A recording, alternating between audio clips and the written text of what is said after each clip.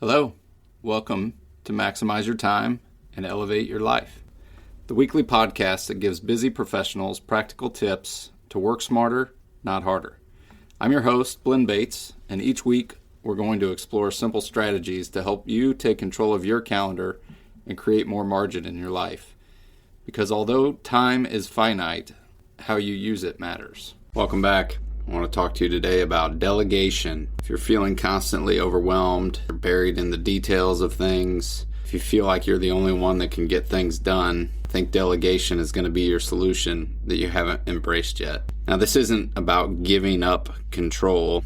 It's about elevating your effectiveness and using your leverage. So the truth about delegation is that it's one of the highest leverage skills any business professional has available to them. Most people, though, resist it. We tell ourselves lies, things like, it's faster if I do it myself, nobody can do it as well as I can, I don't have time to explain it to someone else. I can tell you from experience that I've been there too. I've said these things and I believe these things to a point. But believing these things and having these limiting beliefs is going to, in the long run, cost us far more than the time that it's going to cost us in the short run to train others to do these tasks. And this delegation isn't necessarily a sign of weakness, it's just a strategy for our growth. So we only have, as we've discussed, a finite amount of time, we only have a finite amount of attention, we have a finite amount of energy, and every task that we're holding on to is preventing us from focusing on what's our highest and best use.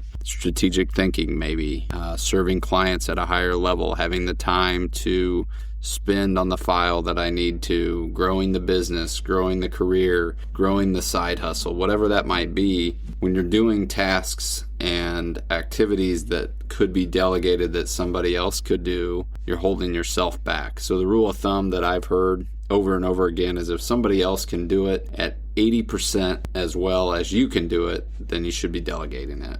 And this is about efficiency, and it's about developing other people as well, because it builds your capacity and it strengthens the team that you have placed around you and gives you more independence to do the things that you actually enjoy. Frees you to work in what they call the zone of genius. Now, that's a whole different podcast for another day, but these are the things that you enjoy doing. And if you can wake up every day and do the things that you enjoy doing, you have won. So where do I start? Easy place to start is delegating tasks that are of low value to you, maybe high value to somebody else. This could be things for me personally like scheduling, calendaring, email, routine processes like this. These are tasks that are repeatable. They happen often. We do them over and over and over again. And they're very easy to create systems around. So I can teach somebody this is how we need to be making the appointment. We need the name, the telephone number, where the appointment's going to be, the address, etc. And if you can do it,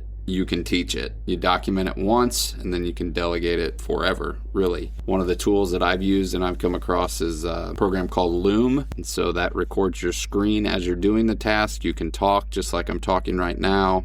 It records that, and then someone can watch that video over and over as a training module to learn how to do the task. It's been pretty great. It's called Loom. Now, hey guys, hope you're enjoying the episode. Wanted to break in for just a second to let you know that if you're a busy professional who wants more control over your time, your calendar, and your priorities, I do offer consulting and coaching services. You can navigate to my website at blinnbates.com. You can review our services, complete the right fit evaluator, and see if working together makes sense. Just submit that short evaluator and we can schedule a no-cost, no-obligation call to see if working together would be helpful. Again, that's blinnbates.com. I'll put that link in the show notes. Now let's get back to the episode. You're doing tasks that maybe are not your highest and best use. You could ask yourself, is this the best use of my time? And if it's no, then let's delegate it. Let's keep the tasks that require our expertise. So for instance, there's things in my world where you have to be a licensed attorney to give legal advice. Those are things that I really can't delegate unless I'm delegating it to another licensed attorney. They require some sort of confidentiality, so I can't talk about it. And we want to keep things that are tying to our strengths, not things that we could give somebody else to do. There's very much different levels of delegation, and that again is something I want to get into in more depth at a later episode. But how to delegate well depends on the type of delegation you're doing. If we're just doing task delegation, we want to define the outcome for people. We want to say, this is what done looks like, and we want to be specific about the result, maybe not necessarily the method. We want to provide tools to that person, context, explain to them why we're doing what we're doing, maybe give them some templates, some examples. Here's how I've done it in the past. Here's a checklist, that type of thing. And then we want to set an expectation. So we want to say this needs to be done by X date. And when it's done, we need to have a quality standard, what it's supposed to look like, how and when to check in if it's a longer project, something like that. That's not just a one and done type deal. And then, it gets into what decisions can they make with you. We want to trust but verify, let them do the work, but maybe they need to be checking in with us every week, every 2 weeks to make sure that it's going the way it needs to be going so that we can coach that also. And one of the biggest temptations is to take that back.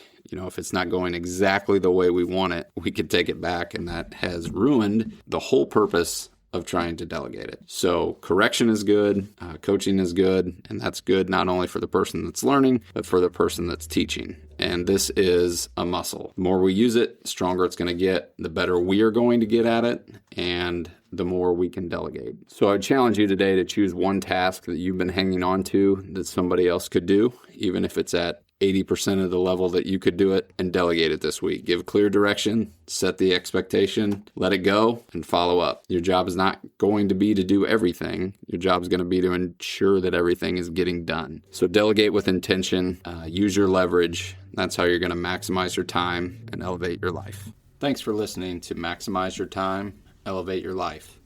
If you enjoyed today's episode, subscribe and share it with someone who could use a little more time freedom.